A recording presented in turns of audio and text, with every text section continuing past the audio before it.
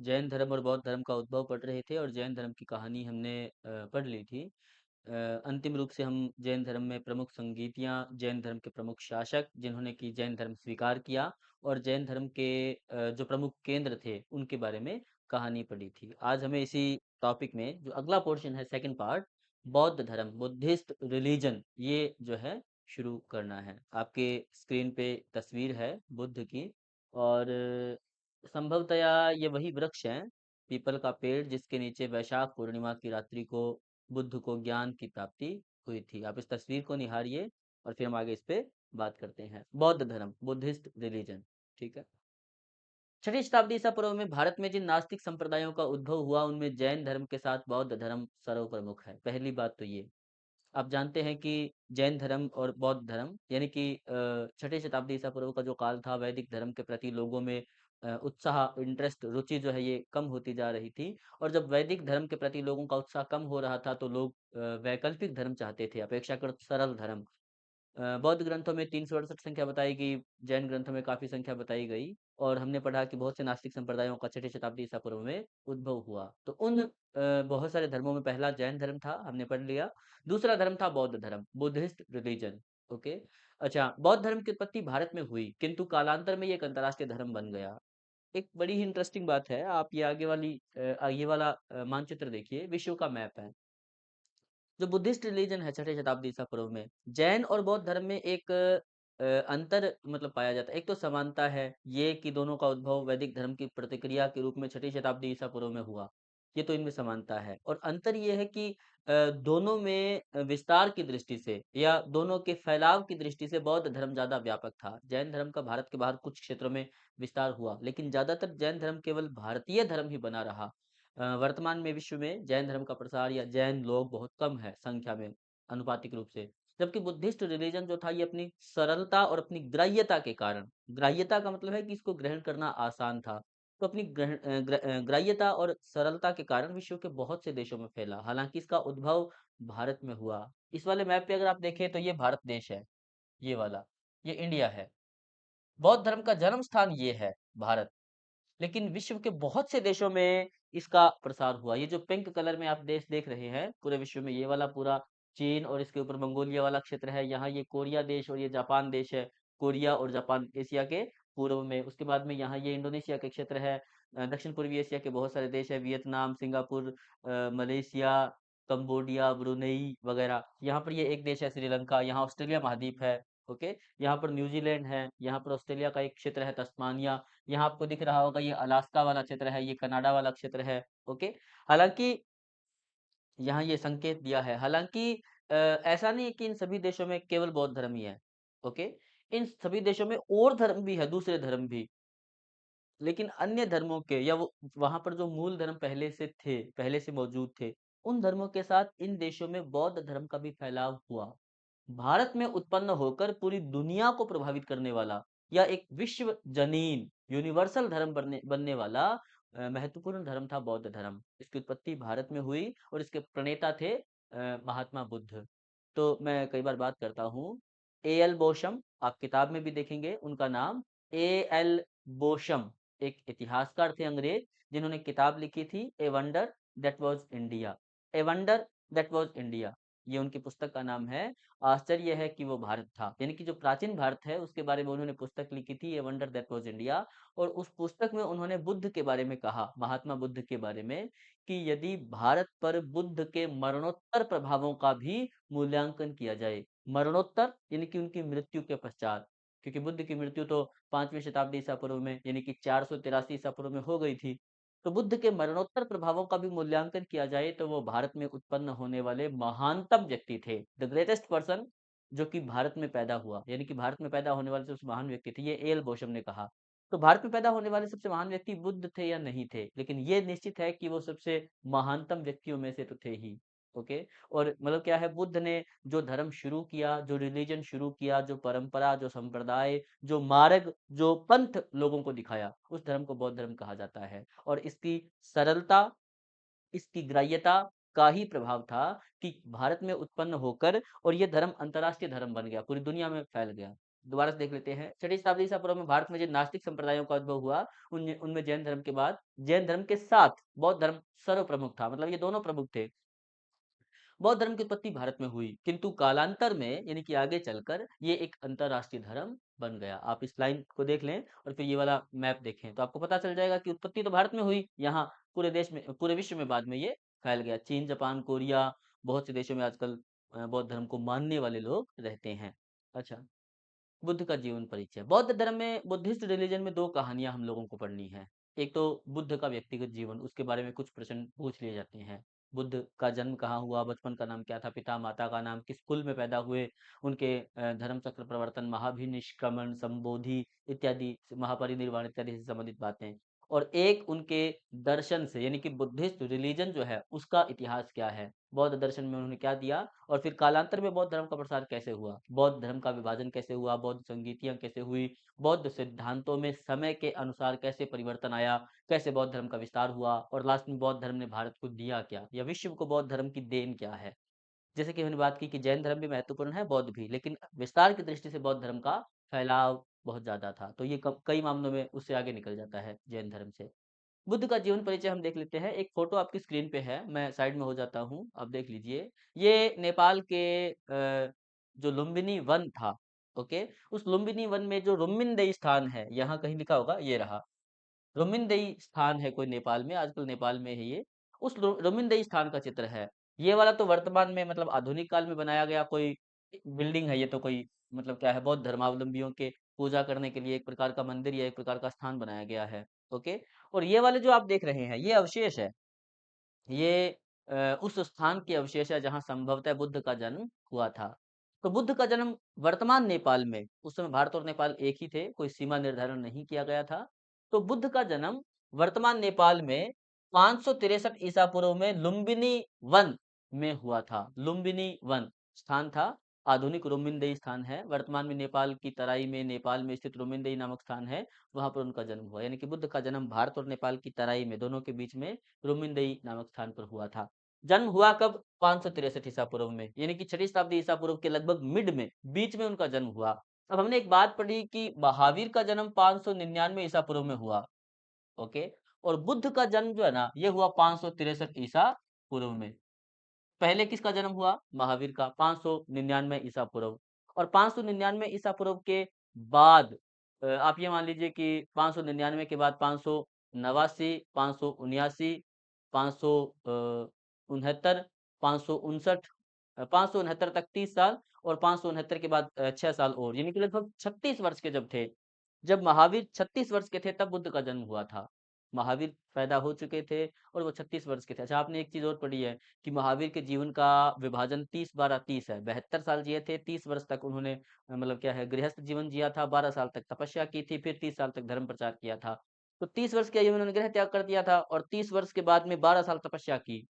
इसी दौरान वो 36 के हुए थे, यानी कि जिस समय महावीर ज्ञान प्राप्ति की खोज में भटक रहे थे, या ज्ञान प्राप्ति की खोज में घूम रहे थे, उसी दौरान 563 ईसा पूर्व में, 563 बिफोर क्राइस्ट, बीसी, बुद्ध का जन्म होता है नेपाल की तराई में, लुम्बिनी वन में, रुम्मिनदेई नामक स्थान पर। ये आजकल भारत में नहीं है। 563 ईसा पूर्व याद रखना आपको। अच्छा, उनके पिता का नाम शुद्धोधन था, महाराज शुद्धोधन।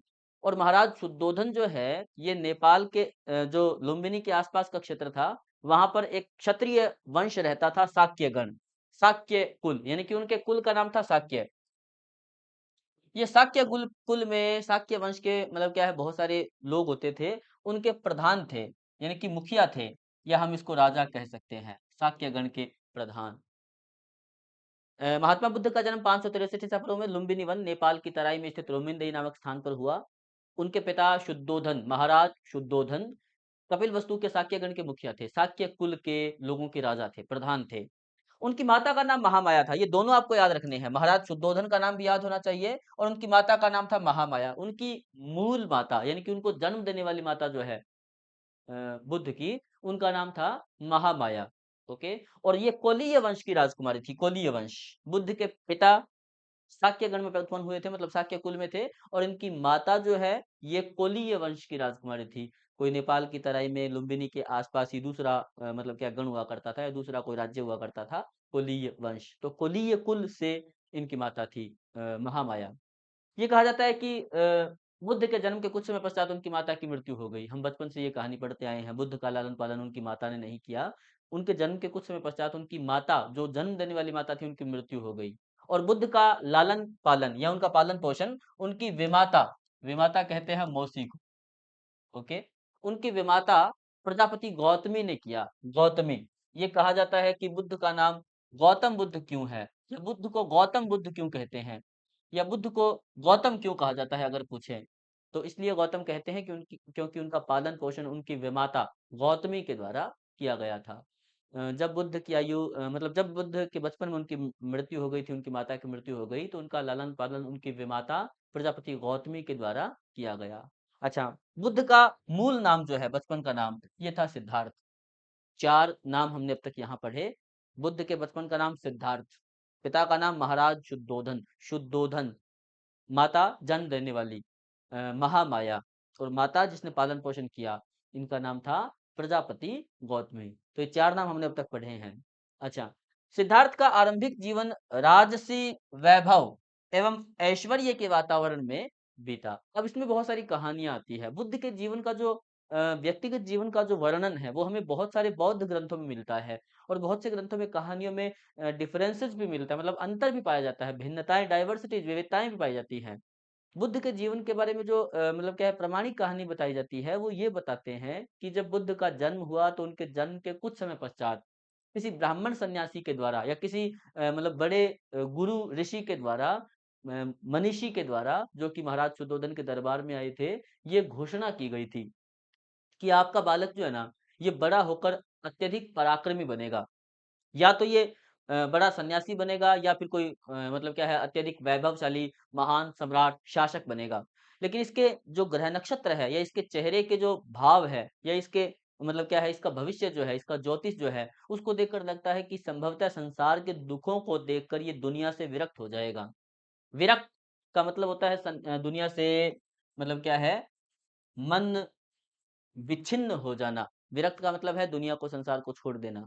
तो उन्होंने कहा कि ये संसार से विरक्त हो जाएगा। किसी ब्राह्मण सन्यासी के द्वारा उनके बचपन में, बुद्ध मतलब क्या, सिद्धार्थ जब छोटा था, तो किसी ब्राह्मण ज्योतिषी के द्वारा ये भविष्यवाणी की गई थी कि ये बालक बड़ा होकर अतिशय पराक्रमी बनेगा, और संभावना ज्यादा ये है कि ये संसार के दुखों को देखकर विरक्त हो जाएगा। ये कहा जाता है कि महाराज शुद्धोधन, जिनके कि प्रिय पुत्र थे सिद्धार्थ, तो बड़े चिंतित हुए। ये कहानी हम बचपन से पढ़ते आए हैं। जिनके कि प्रिय पुत्र थे सिद्धार्थ, तो उनको बड़ा दुख हुआ इस बात से कि मेरा पुत्र संसार से विरक्त क्यों हो जाएगा। तो उन्होंने इस बात की पूरी व्यवस्था की कि सिद्धार्थ को कोई दुख दिखाई नहीं देना चाहिए। उनको कुछ ऐसा मतलब क्या प्रतीत ही नहीं हो, कुछ ऐसा लगे ही नहीं कि इस बात से जो है संसार में दुख है, या उनको कोई दुख या बुरी चीज या कोई ऐसी चीज जो उनके मन को प्रभावित करे, या उनको विरक्ति की ओर लेकर जाए, ऐसा कुछ भी दिखाई ना दे। तो ये कहा जाता है कि उनके लिए आरंभिक जीवन में, बचपन में, क्योंकि राजा के पुत्र थे, तो बचपन में पूरी तरह से व्यवस्थाएं की गई। राजसी वैभव और ऐश्वर्य के वातावरण में उनका बचपन बीता। 3 ऋतुएं हैं, वर्षा ऋतु, ग्रीष्म ऋतु, शरद ऋतु, यानी कि शीत ऋतु मान लीजिए। तो सर्दी, गर्मी, बारिश, तीनों ऋतुओं के लिए उनके लिए अलग-अलग महल बनवाए गए, अलग-अलग व्यवस्था की गई कि बुद्ध को कहीं गर्मी का एहसास ना हो, ज़्यादा सर्दी का एहसास ना हो, बारिश का एहसास भी ना हो। उसको पता ही नहीं चले कि इन ऋतुओं में व्यक्ति परेशान भी हो सकता है। तो ये कहा जाता है कि आरंभिक जीवन राजसी वैभव और ऐश्वर्य के वातावरण में बीता। और ये क्यों बीता? क्योंकि उनके पिता महाराज शुद्धोधन चाहते थे कि बुद्ध को, मतलब सिद्धार्थ को, कोई दुख दिखाई ना दे, क्योंकि उन्हें डर था कि दुनिया के दुखों को देखकर विरक्त हो जाएगा।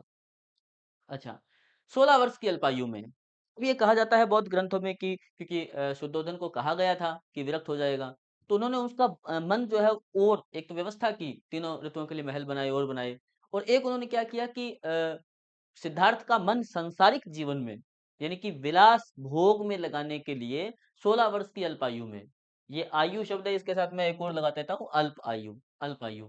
16 वर्ष की अल्पायु में, मतलब छोटी आयु में, उनका विवाह शाक्य कुल की रूपवती कन्या, ये रूपवती कन्या शब्द लिखा हुआ मिलता है कहानियों में, बहुत सारी किताबों में। सुंदर कन्या थी 16 वर्ष की, जिसका नाम बहुत सारी किताबों में बहुत कुछ मिलता है। ज्यादातर लोक प्रचलित नाम उनका यशोधरा है। तो यशोधरा, जिनका कि जो कि इनका लोक प्रचलित नाम है, यशोधरा से उनका विवाह कर दिया गया। 16 वर्ष के थे सिद्धार्थ और 16 वर्ष की अल्पायु में उनका अत्यंत रूपवती कन्या बालिका के साथ विवाह कर दिया, यशोधरा के साथ। महाराज शुद्धोधन ने शाक्य कुल की रूपवती कन्या से विवाह इसलिए किया क्योंकि वो चाहते थे कि सिद्धार्थ जो है ये हो सकता है अपनी पत्नी में अपना मन लगा ले और पत्नी के साथ रहे तो इसका संसार से विरक्ति जैसा कोई भाव उत्पन्न ना हो, इसके मन में विरक्त होने जैसा भाव उत्पन्न ना हो। आप तस्वीर देख लीजिए, है तो ये काल्पनिक चित्र है, गूगल से लिया गया है, लेकिन इसमें दर्शाया गया है कि बालक सिद्धार्थ जो है उनका विवाह किस प्रकार से हुआ है। काल्पनिक चित्र है क्योंकि बुद्ध को भी तो किसी ने नहीं देखा आज के लोगों में से, और जो है यशोधरा को भी किसी ने नहीं देखा, उनकी पत्नी को। तो 16 वर्ष की अल्पायु में उनका साक्य कुल की कन्या के साथ विवाह कर दिया गया। उनकी पत्नी के कई नाम मिलते हैं, ये आपको अंडरलाइन कर लेना है और नोट कर लेना है। बौद्ध ग्रंथों में उनकी पत्नी के नाम यशोधरा, बिंबा, गोपा, भद्दकच्छना ये मिलते हैं। ये सारे नाम उनकी पत्नी के हैं, लेकिन इनमें से जो ज्यादा प्रचलित नाम है वो यशोधरा है। 16 वर्ष की आयु में यशोधरा के साथ उनका विवाह हुआ। तो एक तो सिद्धार्थ नाम आ गया, एक शुद्धोधन नाम आ गया, एक महामाया नाम आ गया, एक प्रजापति गौतमी नाम आ गया और एक नाम आ गया यशोधरा, ये उनकी पत्नी का नाम है। अच्छा, यशोधरा से उन्हें राहुल नामक पुत्र की प्राप्ति हुई। बुद्ध के मतलब सिद्धार्थ के पुत्र का नाम था राहुल, राहुल नामक पुत्र की प्राप्ति हुई। अब एक हिसाब से देखा जाए तो सब कुछ मतलब क्या है, सेटल हो चुका है, व्यवस्थित हो चुका है कि एक युवक है, उसका विवाह हो गया, सुंदर पत्नी है उसकी, राजा का पुत्र है, राजपुत्र या युवराज राजकुमार है, तो कहीं बेरोजगारी वाली तो समस्या ही नहीं है कि उनको आगे जाकर कहीं नौकरी तलाश करनी है या कोई एग्जाम देना है, कंपटीशन देना है, कुछ नहीं है, सब कुछ मामला सेटल है, एक व्यवस्थित जीवन है। राजा के पुत्र है तो आगे राजा ही उनको बनना है, युवराज है, और पुत्र की प्राप्ति भी हो चुकी है, सब कुछ व्यवस्थित है। और जब सब कुछ व्यवस्थित है तो ऐसी कोई समस्या, ऐसी कोई स्थिति नहीं है कि सिद्धार्थ को कहीं दुख दिखाई दे या उनको कहीं जो है संसार से विरक्ति का भाव उनके मन में उत्पन्न हो। लेकिन जो नियति को मंजूर है वो तो होके रहेगा। ये कहा जाता है कि सब कुछ सेटल हो चुका है, फिर भी सिद्धार्थ का मन सांसारिक जीवन में नहीं लगा। पत्नी है, बालक है, राजा है, वैभव है, विलास है, सब कुछ है। लेकिन सिद्धार्थ का मन तो विरक्त होना था क्योंकि नियति, भाग्य, तकदीर, डेस्टिनी उनकी विधाता ने, परमात्मा ईश्वर ने लिखी हुई थी। सांसारिक जीवन में सिद्धार्थ का मन नहीं लगा। ओके, आगे। एक बार बिहार के लिए जाते हुए, अब ये कहानी बहुत बार हम पढ़ते हैं और पढ़ते क्या है, ये पेपर में पूछा जाता है और इनका क्रम पूछा जाता है कि किस किस को देखा। ओके, पहले किसको, दूसरे नंबर पे किसको, तीसरे नंबर पे किसको, चौथे नंबर पे किसको, और इसका सही क्रम ये है जो यहाँ लिखा हुआ है, आप इसको नोट कर लें, अंडरलाइन कर लें जब अपनी पीडीएफ डाउनलोड करें उसमें। एक बार विहार के लिए जाते हुए, विहार का मतलब है भ्रमण के लिए। अब इसमें एक कहानी आती है, इसमें भी एक स्टोरी आती है। राजा के पुत्र थे सिद्धार्थ, और राजा के पुत्र थे तो घूमने के लिए जाते थे बाहर राज्य में, महल के बाहर, नगर में, ग्रामीण क्षेत्र में, जंगल में जाते होंगे। और जब भ्रमण के लिए जाते थे, बिहार का मतलब है भ्रमण, घूमने के लिए। तो जब घूमने के लिए जाते थे तो ऐसी सी बात है, हम लोगों की तरह, क्योंकि हम लोग तो क्या है, मतलब क्या है, 21वीं शताब्दी में पैदा हुए थे, या तो हम लोग कोई बाइक, कार, मोटरसाइकिल, साइकिल पे जाएंगे, या अगर नहीं है, गरीब लोग हैं तो पैदल जाएंगे। ओके, क्योंकि वो राजा के पुत्र थे तो वो शाही रथ में। अब ये इसमें भी कहानी आती है कि जो महाराज सुद्धोधन थे उन्होंने दरबानों को, सैनिकों को ये आज्ञा दी हुई थी या आदेश दिया हुआ था कि सिद्धार्थ को घूमने के लिए बाहर नहीं लेकर जाना है, क्योंकि अगर सिद्धार्थ घर से बाहर निकलेगा, महल से बाहर निकलेगा, राजमहलों से बाहर निकलेगा, तो हो सकता है उसको कोई संसार में दुखी चीज, दुख कोई ऐसा दिखाई दे जाए। लेकिन ये कहा जाता है कि सिद्धार्थ ने, कोई दरबारी था उनका या कोई सारथी था, उसको तैयार कर दिया किसी प्रकार कि वो मुझे विजिट के लिए, घूमने के लिए, भ्रमण के लिए बाहर लेकर जाए। और जब चोरी छिपे सिद्धार्थ रथ पर बैठकर अपने सारथी के साथ बाहर निकले, नगर में भ्रमण के लिए गए, तो क्या हुआ कि विहार के लिए जाते हुए रास्ते में उन्होंने चार लोगों को देखा, चार अलग अलग व्यक्तियों को। सबसे पहले एक वृद्ध व्यक्ति, बूढ़ा व्यक्ति देखा, और जब उन्होंने एक वृद्ध व्यक्ति को देखा तो सिद्धार्थ के मन में ये भाव उत्पन्न हुआ कि मनुष्य वृद्ध भी होता है, बूढ़ा भी होता है। ओके, सिद्धार्थ के मन में भाव उत्पन्न हुआ कि युवावस्था, क्योंकि उस समय युवा थे, तो उनको लगा कि युवा तो मैं आज हूँ, समय बीतेगा तो मैं बुजुर्ग भी होऊंगा, बूढ़ा, ये वाली स्थिति भी उत्पन्न होगी। ओके, दूसरे नंबर पर उन्होंने देखा एक व्याधिग्रस्त मनुष्य, व्याधि, व्याधि का मतलब होता है बीमारी, बीमार होना, व्याधिग्रस्त का मतलब बीमार मनुष्य, एक बीमार आदमी को देखा। और बीमार आदमी निश्चित सी बात है कि कोई जुकाम बुखार हुआ होगा उसको, और वो क्या है, खांस रहा होगा या ऐसे ऐसे करके दुखी स्थिति में था। तो वृद्ध मनुष्य को देखा, बुद्ध को लगा कि सिद्धार्थ को लगा कि मनुष्य बूढ़ा भी होता है, ये वाली स्थिति भी आई, ये मेरी भी आएगी, सभी की आएगी। बीमार को देखा तो उनको लगा व्याधिग्रस्त मनुष्य को कि इंसान बीमार भी होता है और जब बीमार होता है तो वो ऐसे तो नहीं रहता, सामान्य तो नहीं रहता, तकलीफ मतलब दुःख उसको होता है। एक मृतक व्यक्ति कोई बॉडी देखी होगी जिसको कि लोग ले जा रहे हैं। तो बुद्ध को लगा कि सिद्धार्थ को लगा कि जो है इंसान मरता भी है, एक स्थिति ये भी है, ये भी दुःख ही है।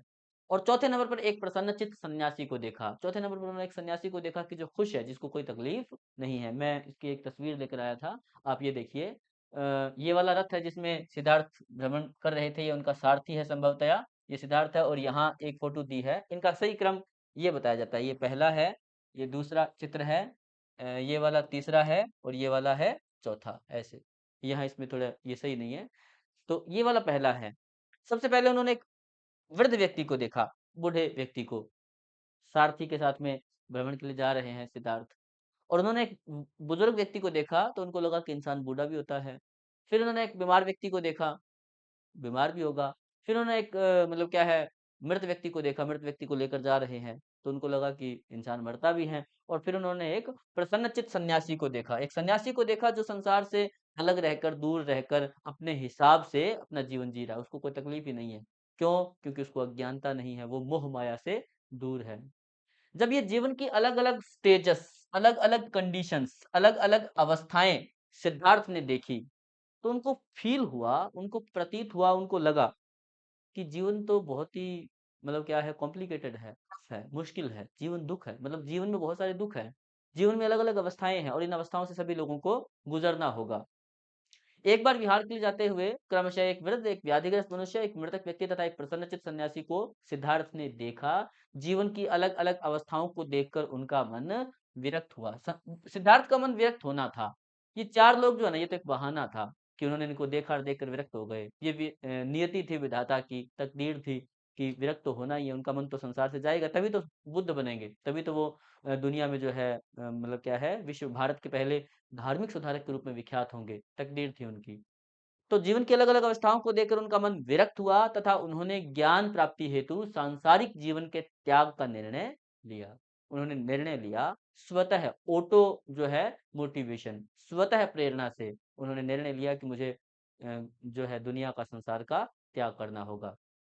सांसारिक जीवन का त्याग करना होगा, ऐसे।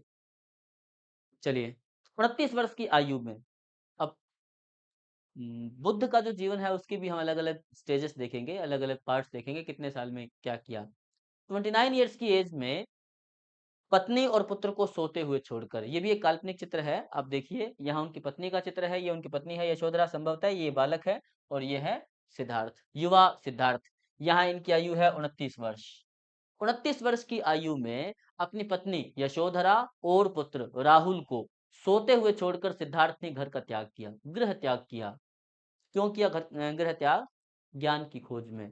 जो जीवन में, संसार में दुःख उन्होंने देखे, उन दुखों के कारण का और फिर उनके समाधान का पता लगाने के लिए सिद्धार्थ करते हैं गृह त्याग, घर का त्याग। बौद्ध ग्रंथों में बुद्ध के गृह त्याग को महाभिनिष्क्रमण कहा जाता है। हम ये बचपन से पढ़ते आए हैं, इसको अंडरलाइन कर लें। महाभिनिष्क्रमण, निष्क्रमण का मतलब होता है बाहर निकलना और महाभिनिष्क्रमण का मतलब बाहर निकलना धर्म के लिए। तो 29 वर्ष की आयु में ज्ञान प्राप्ति हेतु अपने पुत्र और पत्नी को सोते हुए छोड़कर सिद्धार्थ ने किया घर का त्याग। जब सिद्धार्थ ने गृह त्याग किया तो गृह त्याग के पश्चात ज्ञान की खोज में वे विभिन्न स्थानों पर भटके, अलग-अलग स्थानों पर गए। एक चीज और है, जो बुद्ध का जीवन है, अगर हम इसको थोड़ा-सा अ, विभाजित करें हमारे हिसाब से, तो जैसे हमने वहाँ देखा कि महावीर का टोटल जन्म था 72 वर्ष, है ना? और हमने उसके 3 भाग किए थे, 30, 12 और 30, ये था उनका। 30 साल तक गृहस्थ के रूप में, 12 साल तक ज्ञान प्राप्ति के लिए भ्रमण किया, उपासना, आराधना, तपस्या की, कठोर साधना की, फिर 30 साल तक धर्म प्रचार किया, ये महावीर का है। बुद्ध का जीवन कैसे है? जन्म हुआ 563 ईसा पूर्व में, 563 बीसी में, बिफोर क्राइस्ट में। और इनका निधन, इनकी मृत्यु या इनका महापरिनिर्वाण जो है, वो होता है 483 ईसा पूर्व में। तो इनका पूरा जीवन जो है ना, वो 80 वर्ष है, 80 वर्ष। महावीर का था 72 वर्ष, बुद्ध का जीवन है 80 वर्ष का। 80 वर्ष तक जिए थे ये। मतलब 80 साल तक जीवित रहे थे। और जो 80 वर्ष तक जीवित रहे थे उसके 3 खंड है, 3 भाग है इसके। ठीक है। पहला भाग है 29 वर्ष, जब बुद्ध रहे थे एक गृहस्थ के रूप में। इनका बाल्यकाल बीता, फिर इन्होंने विवाह किया, फिर इनके पुत्र की प्राप्ति हुई, 29 साल की उम्र में घर का त्याग किया। ये सब कुछ 29 ईयर्स है, 29 वर्ष तक गृहस्थ के रूप में रहे। 12 साल तक तपस्या की थी महावीर ने। बुद्ध के मतलब सिद्धार्थ के ज्ञान प्राप्ति की प्रोसेस छोटी है, बिल्कुल आधी। उन्होंने 12 साल तक कठोर साधना की, इन्होंने 6 वर्ष तक ज्ञान की खोज की। ज्ञान की खोज यानी कि जो कठोर साधना है, तपस्या है, 6 साल तक की। अच्छा, 29 प्लस 6 35। जब 35 वर्ष की इनकी आयु हुई 6 साल की तपस्या के बाद, तो 35 वर्ष की आयु में इनको हो गई ज्ञान की प्राप्ति, बोध प्राप्त हुआ, जिसके बाद ये बुद्ध कहलाए। और 35 वर्ष की आयु में ज्ञान प्राप्ति के पश्चात उनके निर्वाण तक यानी कि 80 वर्ष की आयु तक, 35 से लेके 80 तक कुल मिलाकर 45 वर्ष है, 45 ईयर्स, जीवन के अंतिम 45 साल। इन 45 वर्षों में इन्होंने किया धर्म का प्रचार। वो धर्म या वो सिद्धांत, वो नियम, वो ज्ञान जो उन्होंने प्राप्त किया था, उस ज्ञान का इन्होंने प्रचार किया। तो बुद्ध का जीवन है 29-6-45, 29 वर्ष गृहस्थ, 6 वर्ष तक कठोर साधना, 45 वर्ष तक धर्म का प्रचार। और महावीर का जन्म 72 साल है, 30-12-30, ये आपको याद रखना है। चलिए वापस चलते हैं यहाँ। 29 वर्ष की आयु में पत्नी और पुत्र को सोते हुए छोड़कर गृह घर का त्याग किया, इसको महावीर निष्क्रमण कहते हैं। गृह त्याग के पश्चात ज्ञान की खोज में वे विभिन्न स्थानों पर गए, अलग अलग स्थानों का भ्रमण करते हैं, अलग अलग स्थानों पर गए। अ, सिद्धार्थ इस बात की तलाश में थे कि उनके मन में जो प्रश्न उठे हैं, जो सवाल उत्पन्न हुए हैं कि जीवन की अलग-अलग अवस्थाएँ क्यों हैं? क्यों ऐसा होता है कि मनुष्य मतलब दुखी होता है? क्यों ऐसा होता है कि उसका जीवन जो है ये अलग-अलग व्याधियों से, अलग-अलग समस्याओं से ग्रस्त रहता है? क्यों ऐसा होता है कि कभी हम बीमार होते हैं, कभी हम मतलब क्या है बुजुर्ग बूढ़े होते हैं, वृद्ध होते हैं और कभी हम मृत्यु को प्राप्त होते हैं। एक सन्यासी खुश क्यों है? संतुष्ट, प्रसन्न क्यों है? तो इन सवालों के जवाब के लिए जब अलग-अलग स्थानों का भ्रमण करते हैं, ओके, तो इस परंपरा में अलग-अलग स्थानों पर किस-किस से मिले, बौद्ध ग्रंथों में इसकी कहानियाँ मिलती हैं। सर्वप्रथम वैशाली के निकट निकट अच्छा, अब सर्वप्रथम का मतलब क्या है? कि बुद्ध ने अपनी यात्रा 29 वर्ष की आयु में शुरू की थी लुम्बिनी से, या जहाँ उनका जन्म हुआ था रुम्बिनदेही, वहाँ से यात्रा शुरू की थी क्योंकि लुम्बिनी वन में रहने वाले थे शाक्य कुल में, और मतलब क्या है अपने पत्नी और पुत्र को छोड़कर अपने घर से निकले थे, राजमहल से निकले थे। तो संभवतः लुम्बिनी से स्टार्ट किया था उन्होंने यात्रा, और सबसे पहले ये वैशाली जाते हैं, ज्ञान की खोज में 29 वर्ष का युवक सिद्धार्थ। तो वैशाली के निकट, वैशाली आधुनिक बिहार में है, आधुनिक बिहार का क्षेत्र है, वहाँ पर वैशाली है। ये वाला प्रदेश है, यहाँ पर कोई वैशाली स्थान है। वैशाली में सांख्य दर्शन के आचार्य, प्राचीन भारतीय षट दर्शन, प्राचीन भारत के जो 6 दर्शन थे, जिसमें योग दर्शन, सांख्य दर्शन, मीमांसा दर्शन, और बहुत सारे जो दर्शन आते हैं, षट दर्शन हम आगे पढ़ेंगे। तो उस षट दर्शन में से एक सांख्य दर्शन है, ओके। और सांख्य दर्शन के आचार्य थे आलार कलाम, आलार कलाम। इनके आश्रम में तपस्या की। अगर आपसे पूछा जाए, ये इंपॉर्टेंट है, अगर आपसे पूछा जाए कि ज्ञान प्राप्ति की खोज में कब निकले, तो 29 साल की आयु में। और 29 साल की आयु में ज्ञान प्राप्ति की प्रक्रिया में बुद्ध मतलब सिद्धार्थ सबसे पहले कहाँ गए? तो वैशाली में गए। और सबसे पहले किस आचार्य, किस सन्यासी के आश्रम में तपस्या की? तो वैशाली के निकट सांख्य दर्शन के आचार्य थे आलार कलाम। इनके आश्रम में कुछ समय तक ठहरे और ज्ञान प्राप्ति हेतु कठोर तपस्या की। एक प्रकार से उन्होंने आलार कलाम को अपना गुरु बनाया। ये कहा जाता है कि ज्ञान प्राप्ति के लिए जब सिद्धार्थ ने यहाँ तपस्या की कुछ समय तक, तो उनको उनका मन यहाँ लगा नहीं, और उनकी ज्ञान पिपासा शांत हुई नहीं, ज्ञान की प्यास शांत नहीं हुई। उनका मन शांत नहीं हुआ, सवालों के प्रश्नों के जवाब मिले नहीं, क्वेश्चंस के आंसर्स मिले नहीं। और जब आंसर मिले नहीं, तो कुछ समय पश्चात उन्होंने सांख्य दर्शन के आचार्य आलार कलाम का आश्रम छोड़ दिया और वैशाली से चले गए राजगृह। आप जानते हैं राजगृह उस समय मगध में हर्यक वंश के राजाओं का मतलब जो है शासन था। तो वैशाली सबसे पहले गए, वैशाली से वे जाते हैं राजगृह। वैशाली के दक्षिण में राजगृह था मान लीजिए, ओके। वैशाली के पश्चात दूसरे नंबर पे, इसके पश्चात वे राजगृह के समीप रुद्रक रामपुत्र नामक धर्माचार्य के आश्रम में गए। यानी कि 2 स्थान जहाँ पर सबसे पहले उन्होंने भ्रमण किया। पहले वैशाली और तत्पश्चात राजगृह, जो आधुनिक बिहार का राजगीर क्षेत्र है, राजगीर। राजगृह में रुद्रक रामपुत नाम का कोई धर्माचार्य था, धर्म का आचार्य, कोई गुरु था उस समय के हिसाब से, उनके आश्रम में गए। यहाँ पर भी उन्होंने कुछ समय तक तपस्या की, ज्ञान प्राप्ति हेतु प्रयास किया, लेकिन ज्ञान पिपासा शांत हुई नहीं। उनके सवालों के जवाब उन्हें मिले नहीं, संतुष्टि नहीं हुई, और जब शांति नहीं मिली, तो ज्ञान पिपासा शांत करने के लिए वो राजगृह का भी त्याग कर देते हैं। ओके, ज्ञान पिपासा शांत नहीं होने पर वे राजगृह से उरुवेला यानी कि बोध गया जाते हैं। ये बोध गया आजकल बिहार में एक जिला है, बोध गया, जिले का नाम बोध गया है। प्राचीन नाम इसका है उरुवेला, उस समय इसको उरुवेला कहते थे। तो ये यहाँ से बोध गया चले जाते हैं, यानी कि पहले वैशाली गए, तत्पश्चात गए राजगृह, और तत्पश्चात गए उरुवेला, उरुवेला में जाते हैं। बुद्ध के ज्ञान प्राप्ति की प्रोसेस, या बुद्ध के ज्ञान प्राप्ति की प्रक्रिया, कैसे वो एक स्थान से दूसरे स्थान पर भटकते हैं। ओके, पहले वैशाली, फिर राजगृह, फिर उरुवेला। उरुवेला का आजकल नाम बोध गया है, वो क्यों है वो कहानी हम पढ़ेंगे। ज्ञान पिपासा शांत नहीं होने पर वे राजगृह से बोध गया यानी कि उरुवेला पहुंचे। बोध गया में ये 5 ब्राह्मण सन्यासी थे, उनके साथ उन्होंने कठोर तपस्या शुरू की। देखिए, ये कहा जाता है कि जब वो बोध गया में गए उरुवेला, तो उरुवेला में जाकर उनको कोई 5 ब्राह्मण सन्यासी मिले, जो उनके मित्र हो गए, मित्र बन गए। सभी को ज्ञान की प्राप्ति के लिए जो है तपस्या करनी थी, साधना करनी थी। तो बुद्ध उनके साथ में, यानी कि युवक सिद्धार्थ जो है वो उनके साथ में तपस्या करना आरंभ करते हैं, स्टार्ट करते हैं, और सभी निर्णय लेते हैं कि हम लोग कठोर साधना करेंगे। अब सब लोग मिलकर कठोर साधना शुरू करते हैं। कठोर साधना का मतलब ये है कि निर्जल निराहार रहकर ईश्वर की उपासना हेतु काया क्लेश, शरीर को कष्ट देना, और शरीर को कष्ट देकर जो है ईश्वर प्राप्ति के लिए, मोक्ष प्राप्ति के लिए, निर्वाण ज्ञान प्राप्ति के लिए प्रयास करना। कठिन तपस्या से उनका शरीर जर्जर हो गया।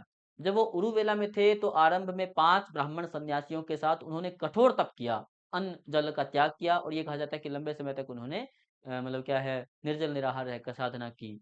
तो कठोर साधना से ज्ञान भी नहीं मिला। दुविधा में दोनों गए, माया मिली न राम। न तो उनको ज्ञान मिला, शरीर कमजोर हो गया। तो सिद्धार्थ को लगा कि कठोर तपस्या से ईश्वर प्राप्ति, ज्ञान प्राप्ति या मोक्ष प्राप्ति संभव नहीं है। ये कहा जाता है कि कठिन तपस्या से उनका शरीर जर्जर हो गया और ज्ञान की प्राप्ति नहीं हुई। तो बुद्ध को काया क्लेश की निस्सारता का ज्ञान हुआ। निस्सारता का मतलब है इसका जिसका कोई सार अर्थ नहीं हो। बुद्ध को ज्ञान हुआ कि काया क्लेश जो है ना, शरीर को कष्ट देना, उसका कोई मतलब नहीं है, शरीर को कष्ट देने की कोई आवश्यकता नहीं है। जब उनको कठिन तपस्या से भी ज्ञान की प्राप्ति नहीं हुई, उन्होंने पहले कठोर साधना की, तो उनको पता चला कि इतनी कठोर साधना की आवश्यकता है नहीं, इससे तो ज्ञान प्राप्ति नहीं होगी। और जब काया क्लेश की निस्सारता का ज्ञान हुआ, पता चल गया कि इससे मिलने वाला है नहीं, तो उन्होंने क्या किया, उपासना की सरल पद्धति को अपना लिया। सिद्धार्थ ने काया क्लेश की निस्सारता का ज्ञान होने पर कठोर साधना की तकनीक त्याग दी और सरल तरीका अपना लिया। अब वो आसान जीवन जीने लगे और अन्न जल ग्रहण करने लगे, भोजन ग्रहण करने लगे। उन्होंने कहा कि इतना कठोर तपस्या की जरूरत नहीं है, शरीर को कष्ट ही देना है, ज्ञान तो मिलेगा नहीं। उपासना की सरल पद्धति अपना ली। जब उन्होंने उपासना की सरल पद्धति अपनाई, तो जिन 5 ब्राह्मण सन्यासियों का साथ उनको मिला था, वो उनसे नाराज हो गए, गोट एंग्री, सब नाराज हो गए। और नाराज होकर उनके साथी जो है, मान लीजिए कि इस प्रकार से भारत है, मान लीजिए, और इस भारत में यहाँ यूपी का क्षेत्र है, ये बिहार है, बिहार में स्थान है बोध गया, ओके, उरुवेला, यहाँ पर थे सारे। तो यहाँ पर थे, बुद्ध ने सिद्धार्थ ने क्या किया कि कठोर तपस्या त्याग दी, अन्न जल ग्रहण करने लग गए। तो 500 ब्राह्मण सन्यासी नाराज हुए कि ये तो है तो साथी हमारा, लेकिन पहले तो हमारे तरह तपस्या कर रहा था, कठोर साधना, अब ये सरल उपासना करने लगा है, तो हम लोग इसका साथ छोड़कर जा रहे हैं। सभी ब्राह्मण सन्यासी उनका साथ छोड़कर यूपी में आजकल वाराणसी के समीप स्थान है सारनाथ, तो ये सब लोग सारनाथ चले गए। 5 ब्राह्मण सन्यासी सिद्धार्थ को अकेला छोड़कर सारनाथ चले गए। सारनाथ का उस समय नाम होता था, सारनाथ जो है ना, इसका उस समय, जैसे कि बोध गया का नाम उरुवेला था, तो सारनाथ का प्राचीन नाम है ऋषि पत्तन। ऋषि पत्तन, ये ऋषि पत्तन पुराना नाम है सारनाथ का। और सारनाथ आप जानते हैं वो स्थान है जहाँ आगे चलकर बुद्ध अपना पहला उपदेश देते हैं। चलिए, कठोर तपस्या से उनका शरीर जर्जर हो गया, किंतु ज्ञान प्राप्ति नहीं हुई। इससे बुद्ध को काया क्लेश की निस्सारता का ज्ञान हुआ। अब उन्होंने उपासना की सरल पद्धति अपना ली तथा वे अन्न जल ग्रहण करने लगे, अन्न जल ग्रहण करना स्टार्ट कर दिया। नाराज होकर उनके 5 ब्राह्मण सन्यासी या 5 ब्राह्मण साथी उनका साथ छोड़कर सारनाथ चले गए। उरुवेला में, बोध गया में छोड़कर उनको पांचों चले गए, अकेले रह गए अब सिद्धार्थ। सिद्धार्थ अकेले रह गए कहाँ? उरुवेला में। जब पांचों ब्राह्मण सन्यासी चले गए तो अकेले सिद्धार्थ ने अपने हिसाब से तपस्या उपासना साधना शुरू की। 6 साल की कठोर साधना के पश्चात, अब ये कठोर साधना इसलिए लिखा है क्योंकि 6 साल एक मतलब उन्होंने तपस्या की, प्रयास किया ज्ञान प्राप्ति हेतु। 6 साल की कठोर साधना के पश्चात वैशाख पूर्णिमा की रात्रि को, जो पहला चित्र आपको दिखाया बौद्ध धर्म वाले जो है ये टॉपिक स्टार्ट किया हमने वहां, तो वो संभवतः वैशाख पूर्णिमा की रात्रि थी और पीपल का पेड़ था। ओके, जहां उनको ज्ञान की प्राप्ति हुई थी। 6 वर्ष की कठोर साधना के पश्चात वैशाख पूर्णिमा की रात्रि, ये आपको याद रखना है। वैशाख पूर्णिमा हम लोग आज भी एक त्योहार मनाते हैं भारत में, बुद्ध पूर्णिमा। और ये बुद्ध पूर्णिमा वो है जब उनको मतलब क्या है ज्ञान की प्राप्ति हुई थी। वैशाख पूर्णिमा की रात्रि को, वैशाख का महीना और पूर्णिमा, पीपल के वृक्ष के नीचे, ठीक है, स्थान कौन सा था? उरुवेला, जिसको कि वर्तमान में क्या कहते हैं? बोध गया। ओके, उरुवेला में उन्हें ज्ञान यानी बोध की प्राप्ति हुई। बुद्ध को ज्ञान की प्राप्ति जब हुई उस समय वो 35 वर्ष के थे, क्योंकि 29 साल में गृह त्याग किया था, 6 वर्ष तक कठोर साधना की थी। 35 वर्ष की आयु में उरुवेला में उनको ज्ञान की प्राप्ति हुई। अब इसमें खास बात है, एक इंटरेस्टिंग बात है। बुद्ध को ज्ञान मिला जिसको कि हम कहते हैं बोध, और बोध के बाद, बोध प्राप्ति के बाद उनका नाम बुद्ध हो गया। बुद्ध मतलब जिसको बोध है, यानी कि जिसको ज्ञान है। जैसे कि उनका नाम, महावीर का नाम कैवल्य की प्राप्ति के पश्चात केवलिन हो गया था, तो इनका नाम सिद्धार्थ से बदलकर बुद्ध कर दिया गया, या बुद्ध इनका नाम हो गया। तो बुद्ध नाम हुआ ये तो चलो ठीक है, पर ज्ञान दरअसल क्या था? ज्ञान प्राप्ति हुई, इसका मतलब क्या है? महावीर को ज्ञान प्राप्ति हुई, बुद्ध को ज्ञान प्राप्ति हुई। बुद्ध मतलब ज्ञान क्या था? कोई पिंड था, कोई इच्छाधारी मणि थी, या कोई मतलब क्या स्फटिक था, कोई ऐसा सिस्टम था, कोई ऐसा तंत्र था, कोई ऐसा रिमोट कंट्रोल था कि जिसको महावीर भी ढूंढते घूम रहे थे 6 साल 12 साल, और बुद्ध भी ढूंढते हुए, सिद्धार्थ भी ढूंढते हुए घूम रहे हैं, वे कितने साल से तलाश कर रहा था और अब जाकर मिली है इच्छाधारी मणि। तो वो ज्ञान दरअसल क्या था? ओके, और ये बड़ा ही इम्पोर्टेंट सवाल है, जो कि स्पिरिचुअल नॉलेज से भी संबंधित है, और जो हम जिसको कहते हैं फैक्चुअल, उस फैक्चुअल तथ्यात्मक ज्ञान से भी संबंधित है। ज्ञान क्या था? सीधे तौर पर अगर हम इसकी बात करें सरल शब्दों में, आसान शब्दों में, तो बुद्ध को चाहिए था, सिद्धार्थ को चाहिए था दुखों का कारण, और दुखों के कारण की तलाश में वो घूम रहे थे। जब वो दुखों के कारण की तलाश में अलग-अलग स्थानों पर जा रहे थे, तो उनको किसी भी गुरु ने, किसी भी आचार्य ने वो बात नहीं बताई जो उनके मन को, उनके सवालों को, उनके ज़हन को, अंतःकरण को संतुष्ट कर पाए। जब 6 साल वो कठोर तपस्या करते रहे, तो ये कहा जाता है, अब यहाँ पर भी कहानियाँ बताई जाती है कि उन्होंने कोई पक्षी देखा, या उन्होंने कोई मतलब क्या है जंतु थे, कोई उनको देखा और उससे उनको ज्ञान प्राप्ति हुई। अब क्या है कि जब 6 साल तक कठोर तपस्या की तो बुद्ध के अंतःकरण में, उनके मन में, उनके हृदय में कुछ विचार उत्पन्न हुए। कुछ इस प्रकार के मतलब क्या है थॉट्स उत्पन्न हुए, जिन विचारों के द्वारा उनको पता चला कि दरअसल जिन चीज़ों के लिए या जिस ज्ञान के लिए वो खोज मतलब भटक रहे हैं, जिस सवालों के उत्तर के लिए वो भटक रहे हैं, उनके सही उत्तर क्या है। ज्ञान का मतलब बुद्ध के अंतःकरण में या उनके मन में उत्पन्न हुए विचार थे। उनको स्वतः ऑटो मतलब क्या है मोटिवेशन, स्वतः प्रेरणा उत्पन्न हुई। अंतर्मन में विचार उत्पन्न हुए कि दुःख का कारण दरअसल ये हो सकता है। ओके, ऐसा नहीं था कि उनको कोई मणि मिली या कोई इच्छाधारी या कोई और, ऐसा कुछ भी नहीं था। बुद्ध के अंतर्मन में विचार उत्पन्न हुए कि दुःख दरअसल ये है और दुःख के कारण ये है, और इनका समाधान इस प्रकार हो सकता है। और जो उनके आंतरिक मन में, एक बार मैं हमेशा कहता हूँ, इस संसार में सबसे शक्तिशाली तत्व पदार्थ चीज कोई है तो वो विचार है, थॉट्स। और विचार ही लोगों में डाइवर्सिटी, विविधता, भिन्नता, डिफरेंस उत्पन्न करते हैं। विचार से ही कोई व्यक्ति अब्दुल कलाम बनता है, विचार से ही कोई व्यक्ति महात्मा गांधी बनता है, विचार से ही कोई व्यक्ति महावीर स्वामी बनता है, विचार से ही कोई बुद्ध बनता है। तो उनके आंतरिक मतलब क्या है उसमें विचार उत्पन्न हुए, उन विचारों को ही ज्ञान कहा गया, और आगे चलकर उन विचारों का ही उन्होंने प्रसार किया। उन विचारों को कहा गया, उन थॉट्स को, उस प्रेरणा को कहा गया बोध, जो पीपल के पेड़ के नीचे वैशाख पूर्णिमा की रात्रि को उन्हें प्राप्त हुई। ज्ञान प्राप्ति की इस घटना को, जब उन्हें पीपल पीपल के पेड़ के नीचे ज्ञान की प्राप्ति हुई, इस घटना को बौद्ध धर्म में कहा गया संबोधि। संबोधि मतलब सिद्धार्थ को ज्ञान की प्राप्ति होना। बुद्ध को ज्ञान की प्राप्ति जो है उसको, उस घटना को संबोधि कहा जाता है। संबोधि में हुआ क्या, सिद्धार्थ ने जीवन के दुखों के कारण का पता लगा लिया। अब पता कैसे लगा लिया, कोई ईश्वरीय मतलब क्या है, प्रकाश थोड़ी आया था, या कोई आकाशवाणी थोड़ी हुई थी, या कोई किसी ने आके, कोई फरिश्ता, कोई थोड़ी जब्राइल थोड़ी आया था कि जिसने आके बताया हो। नहीं, किसी ने नहीं बताया, उनके मन में ऑटोमेटिक प्रेरणा उत्पन्न हुई और उनको पता चला कि दरअसल दुखों का कारण क्या है। ज्ञान प्राप्ति के पश्चात वे बुद्ध के नाम से विख्यात हुए। अब तक उनका नाम था सिद्धार्थ, 35 साल तक उनका नाम सिद्धार्थ ही था, अब उनका नाम हो गया बुद्ध। बुद्ध के नाम से विख्यात हुए। चलिए, आज की क्लास का हमारा समय वो कह रहे हैं समाप्त हो गया है, बैकएंड टीम कह रही है, तो हम आज की क्लास हमारी यहाँ संपन्न कर रहे हैं। बुद्ध के जीवन की आगे की कहानी और बौद्ध धर्म की आगे की कहानी हम अगली क्लास में पढ़ेंगे। आज के लिए इतना ही। आप सभी के उज्जवल भविष्य के लिए मंगल कामना। जय हिंद, जय भारत।